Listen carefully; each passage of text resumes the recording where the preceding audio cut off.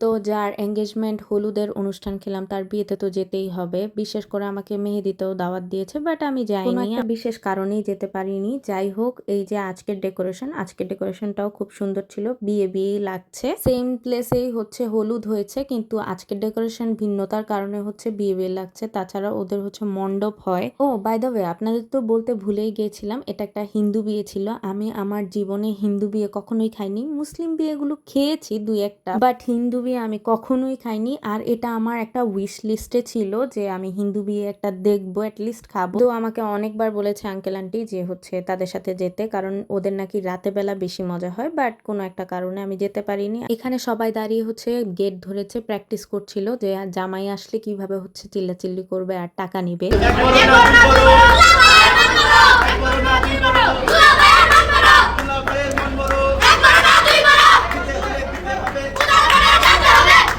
So আজকাল যেখানে সেখানে আন্দোলন হতেই থাকে, সেটা বাদ দিয়ে এইখানে একটা কর্নার ছিল, এত সুন্দর ছিল কর্নারটা। এই কর্নারটা মূলত যারা পান খায় তাদের জন্য ছিল, কারণ এখানে বিভিন্ন ধরনের মশলাপাতি ছিল। যারা পান খায়, মিষ্টি পান। আমার কাছে ল্যাম্পটা খুব ভালো লেগেছে, কারণ একটা সাউন্ডও করছিল, সত্যিকারের মনে হচ্ছে যে কাঠ ফুটতেছে, এরকম একটা আওয়াজ ছিল। যেহেতু আমি পান খাই না, পান খেতেও পারি না, তাই এই কর্নারে আর দাঁড়িয়ে থেকে কি করব, তাড়াতাড়ি করে চলে গেলাম তাদের মাঝখানে। এই যে এদিকে বরযাত্রী চলে এসেছে, এক এক করে সবাই চলে আসছিল, আর সাথে তো স্লোগান আছেই পিছন থেকে।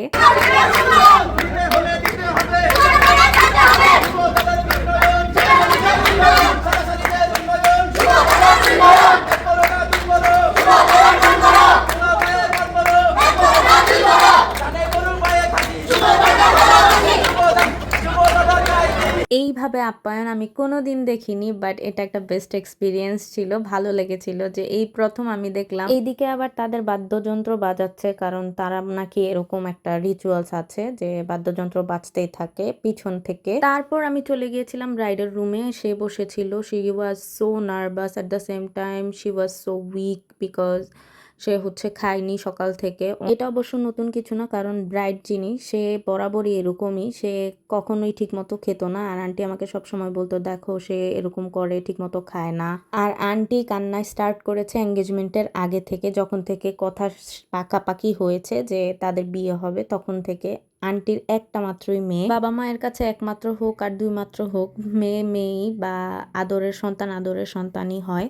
কিন্তু আমার একটাই কষ্ট যে আমার বেলায় আম্মু কান্না করে নাই কেন, সেটাই তো বুঝতেছি না। আর আমার বেলায় কোনো অনুষ্ঠানই হয় নাই, আমার কিছুই হয় না। আমার কি কোনো কিছু হবে না? ওদেরকে দেখলে আমার মনে হচ্ছিল যে ইস, আমি কবে করব অনুষ্ঠান। অবশ্য আমার বেলায় আমার বোনেরা ছিল না, কেউ ছিল না, দ্যাটস ওয়াই আমি অনুষ্ঠান করিনি। হইতে পারে হবে, নাও হইতে পারে, আই ডোন্ট নো।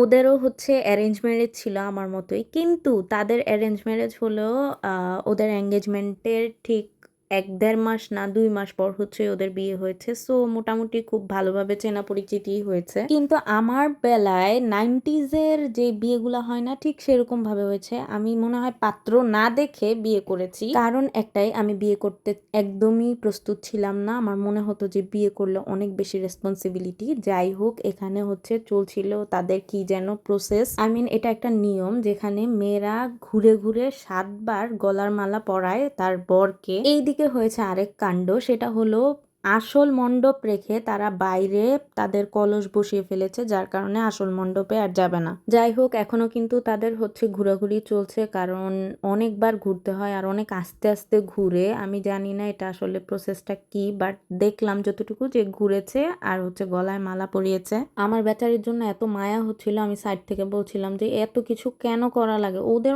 অনেক নিয়ম ভাই। আমরা অনেক ভালো আছি, কারণ আমাদের জাস্ট একটা সাইন করলে শেষ। জীবন ধ্বংস করার ইজি প্রসেস আর কি আমাদের ক্ষেত্রে। যাই হোক, অনেক লং হয়ে গেছে ভিডিওটা, আর আবার আরেকটা পার্টে দেখাবো। ভিডিওর সেকেন্ড পার্টে হচ্ছে তাদের আরো নিয়ম দেখাবো। So till then, good bye, tata.